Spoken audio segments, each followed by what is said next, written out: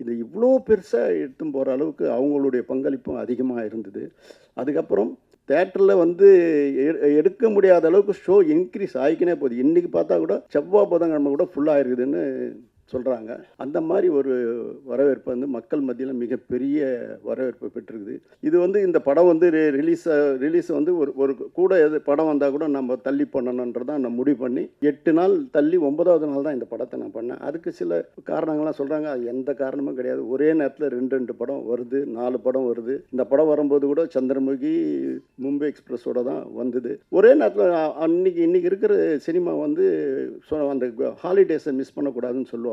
ஆனால் இது வந்து 8 நாள் கழித்து தான் வந்தது. ஆக யாரும் அதை பற்றி தப்பாக நினைக்காதீங்க. நான் அந்த மாதிரி இடத்துல இல்லை. இந்த சினிமா என்னை வளர்த்துருந்து இந்த சினிமா வளரணும்னு நான் எல்லாருக்கும் நல்லது செஞ்சுன்னு இருக்கிறேன். ஆகவே உங்ககிட்ட கண் மலங்க சொல்கிறேன், இந்த திரையுலகம் வாழ்வாங்க வாழணும், வையகம் தழைக்க வாழணும், வாழ்வெல்லாம் செழித்து வாழணும்னு என்னுடைய வேதமாகவே நான் எடுத்து நடத்தின்னு இருக்கிறேன்.